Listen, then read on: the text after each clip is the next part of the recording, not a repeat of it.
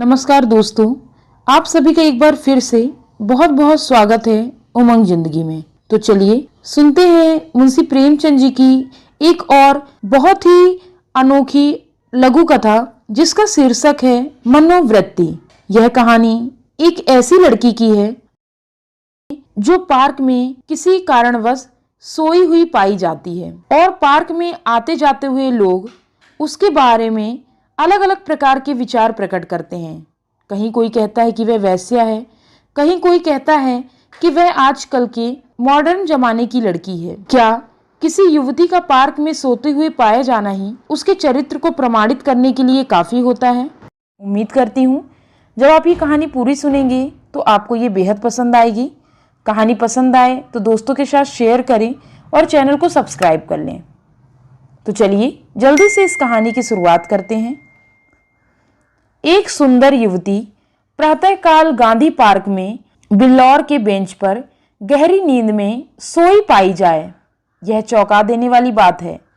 सुंदरियां पार्कों में हवा खाने आती हैं, हंसती हैं, दौड़ती हैं, फूल पौधों से खेलती हैं, किसी का इधर ध्यान नहीं जाता। लेकिन कोई युवती रविश के किनारे वाले बेंच पर बेखबर सोए, यह बिल्कुल गैर मामूली बात है। अपनी ओर बलपूर्वक आकर्षित करने वाली रविश पर कितने आदमी चहलकदमी कर रहे हैं, बूढ़े भी जवान भी, सभी एक क्षण के लिए वहां ठिठक जाते हैं, एक नजर वह दृश्य देखते हैं और तब चले जाते हैं। युवक वृंद रहस्य भाव से मुस्कुराते हुए, वृद्धजन चिंता भाव से सिर हिलाते हुए और युवतियां लज्जा से आंखें नीचे किए हुए, बसंत हो और हासिम निकर और बनियान पहने नंगे पांव दौड़ रहे हैं। बड़े दिन की छुट्टियों में ओलंपियन रेस होने वाला है, दोनों उसी की तैयारी कर रहे हैं। दोनों इस स्थल पर पहुंच रुक जाते हैं और दबी आंखों से युवती को देख आपस में ख्याल दौड़ाने लगते हैं। बसंत ने कहा, इसे और कहीं सोने की जगह ही नहीं मिली।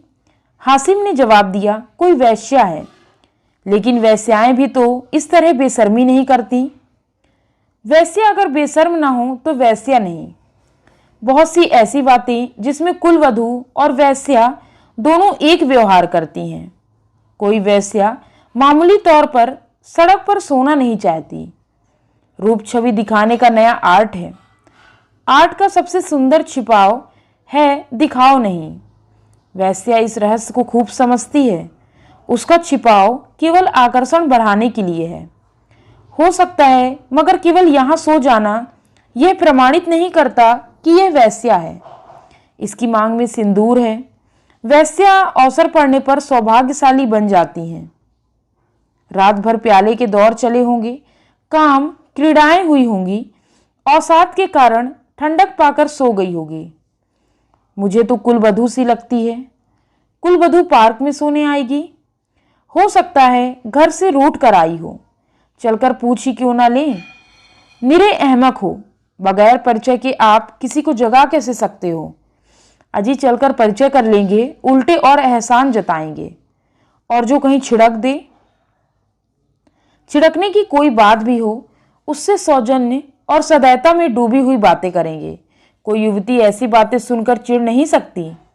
अजी गत यौवनाएं तक तो रस भरी बातें सुनकर फूल ही उठती है। यह तो नव यौवना है। मैंने रूप और यौवन का ऐसा सुंदर संयोग नहीं देखा। मेरे हृदय पर तो यह रूप अब जीवन पर्यंत के लिए अंकित हो गया, शायद कभी न भूल सकूं। मैं तो फिर यही कहता हूं कि कोई वैश्या है। रूप की देवी वैश्या भी हो तो उपास्य है। यहीं खड़े खड़े कवियों सी बातें करोगे, जरा वहां चलते क्यों नहीं? तुम केवल खड़े रहना, पास तो मैं डालूंगा। कोई कुलवधू है, कुलवधू पार्क में आकर सोए तो इसका इसके सिवा और कोई अर्थ नहीं कि वह आकर्षित करना चाहती है, और यह वैश्या मनोवृत्ति है। आजकल की युवतियां भी तो फॉरवर्ड होने लगी हैं। फॉरवर्ड युवतियां युवकों से आंखें नहीं चुराती। हाँ, लेकिन है कुलवधू। कुलवधू से किसी तरह की बातचीत करना मैं बेहूदगी समझता हूं। तो चलो फिर दौड़ लगावे। लेकिन दिल में तो वह मूर्ति दौड़ रही है। तो आओ बैठे। जब वह उठकर जाने लगे तो उसके पीछे चले। मैं कहता हूं वैश्या है और मैं कहता हूं कुलवधू है। तो 10-10 की बाजी मारे। दो वृद्ध पुरुष धीरे धीरे जमीन की ओर ताकते आ रहे, मानो खोई जवानी ढूंढ रहे हों। एक की कमर झुकी, बाल काले, शरीर स्थूल, दूसरे के बाल पके हुए पर कमर सीधी, इकहरा शरीर। दोनों के दांत टूटे पर नकली दांत लगाए, दोनों की आंखें पर ऐनक। मोटे महाशय वकील हैं, चरहरे महोदय डॉक्टर। वकील, देखा यह 20वीं सदी की करामत? डॉक्टर, जी हाँ देखा। हिंदुस्तान दुनिया से अलग तो नहीं, लेकिन आप तो इसे शिष्टता तो नहीं कह सकते। शिष्टता की दुहाई देने का अब समय नहीं है। किसी भले घर की लड़की वैश्या है साहब, आप इतना भी नहीं समझते? वैश्या इतनी फूहड़ नहीं होती, और भले ही घर की लड़कियां फूहड़ होती हैं। नई आज़ादी है, नया नशा। हम लोगों की तो बुरी भली कट गई, जिनके सिर आएगी वह झेलेंगे। अफसोस, जवानी रुखसत हो गई, जिंदगी जहन्नुम से बदतर हो जाएगी। मगर आंख तो नहीं रुखसत हो गई, वह दिल तो नहीं रुखसत हो गया। बस आंख में देखा करो, दिल जलाया करो। मेरा तो फिर जवान होने को जी चाहता है।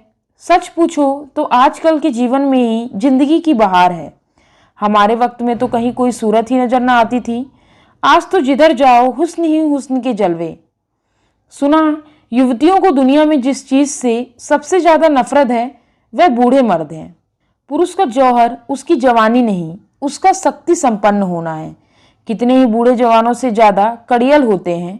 मुझे तो आए दिन इसके तजर्बे होते हैं। मैं ही अपने को किसी जवान से कम नहीं समझता। यह सब सही है, पर बूढ़ों का दिल कमजोर होता है। अगर यह बात ना होती तो इस रमणी को इस तरह देखकर हम लोग यूं ना चले जाते। मैं तो आंखें भर देख भी ना सका। डर लग रहा था कि कहीं उसकी आंखें खुल जाए और वह मुझे ताकते देख ले तो दिल में क्या समझे। खुश होती कि बूढ़े पर भी उसका जादू चल गया। अजी रहने भी दो, आप कुछ दिनों से अकोसा का सेवन कीजिए। चंद्रोदय खाकर देख चुका, सब लूटने की बातें हैं। मंकी ग्लैंड लगवा लीजिए ना। आप इस युवती से मेरी बातें पक्की करा दें, मैं तैयार हूँ। हाँ, यह मेरा जिम्मा, मगर भाई हमारा हिस्सा भी रहेगा। अर्थात यह कि कभी कभी मैं आपके घर आकर अपनी आंखें ठंडी कर लिया करूँगा।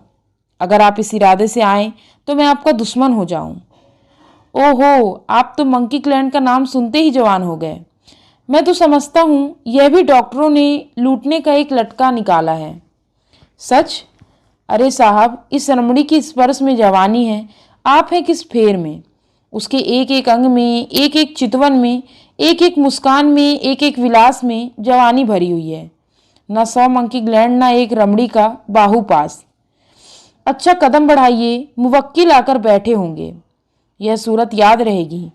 फिर आपने याद दिला दी। वह इस तरह सोई है इसलिए कि लोग उसके रूप को, उसके अंग विन्यास को, उसके बिखरे हुए केसों को, उसकी खुली हुई गर्दन को देखें और अपनी छाती पीटें। इस तरह चले जाना उसके साथ अन्याय। वह बुला रही है और आप भागे जा रहे हैं। हम जिस तरह दिल से प्रेम कर सकते हैं, जवान कभी कर सकता है? बिल्कुल ठीक। मुझे तो ऐसी औरतों से साबिका पड़ चुका है, और जो रसिक बूढ़ों को खोजा करती हैं। जवान तो छिछोरे, उछंखल, अस्थिर और गर्वीले होते हैं। वे प्रेम के बदले में कुछ चाहते हैं। यह निस्वार्थ भाव से आत्मसमर्पण करते हैं। आपकी बातों से दिल में गुदगुदी हो गई। मगर एक बात याद रखिए, कहीं उसका जवान प्रेमी मिल गया तो मिला करे। यहाँ ऐसे से नहीं डरते। आपकी शादी की कुछ बातचीत थी तो? हाँ थी, मगर अपने ही लड़के जब दुश्मनी करो कमर बांधे तो क्या हो। मेरा बड़ा लड़का यशवंत तो मुझे बंदूक दिखाने लगा। यह जवानी की खूबी है। अक्टूबर की धूप तेज हो चली। दोनों मित्र निकल गए। दो देवियां, एक वृद्धा, दूसरी नवयौवना, पार्क के फाटक पर मोटर से उतरी और पार्क में हवा खाने आई। उनकी निगाह भी उस नींद की मती युवती पर पड़ी। वृद्धा ने कहा, बड़ी बेशर्म है। नवयौवना ने तिरस्कार भाव से उसकी ओर देखकर कहा, ठाठ तो भले घर की देवियों के हैं, बस ठाठ ही देख लो। इसी से मर्द कहते हैं स्त्रियों को आज़ादी ना मिलना चाहिए। मुझे तो कोई वैश्या मालूम होती है। वैश्या ही सही, उस पर इतनी बेशर्मी करके स्त्री समाज को लज्जित करने का क्या अधिकार। कैसे मज़े से सो रही है, मानो अपने घर में है। बेहयाई है। मैं पर्दा नहीं चाहती, पुरुषों की गुलामी नहीं चाहती, लेकिन औरतों में जो गौरवशीलता और सज्जलता उसे नहीं छोड़ना चाहती। मैं किसी युवती को सड़क पर सिगरेट पीते देखती हूँ तो मेरे बदन में आग लग जाती है। उसी तरह आधी छाती का जम्पर भी मुझे नहीं सुहाता। क्या अपने धर्म की लाज छोड़ देने से ही साबित होगा कि हम बहुत फॉरवर्ड हैं? पुरुष अपनी छाती या पीठ खोले तो नहीं घूमते। इसी बात पर बाई जी, जब मैं आपको आड़े हाथों लेती हूँ तो आप बिगड़ने लगती हैं।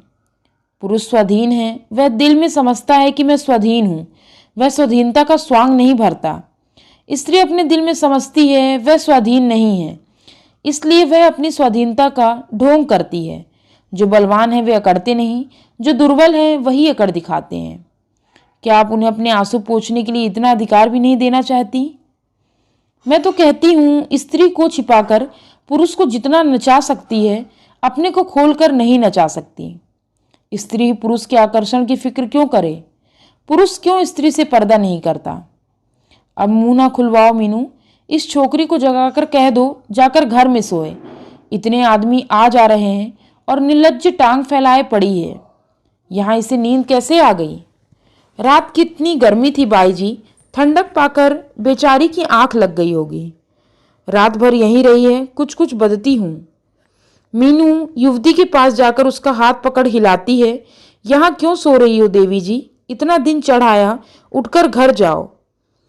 युवती आंखें खोल देती है। ओहो, इतना दिन चढ़ाया? क्या मैं सो गई थी? मेरे सिर में चक्कर आ जाया करता है। मैंने समझा शायद हवा से कुछ लाभ हो। यहाँ आई पर ऐसा चक्कर आया कि मैं इस बेंच पर बैठ गई। फिर मुझे कुछ होश न रहा।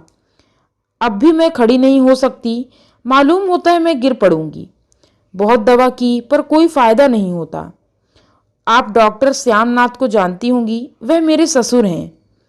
युवती ने आश्चर्य से कहा, अच्छा, वह तो अभी इधर से ही गए। सच? लेकिन मुझे पहचान कैसे सकते हैं? अभी मेरा गौना नहीं हुआ है। तो क्या आप उनके लड़के बसंतलाल की धर्म पत्नी हैं?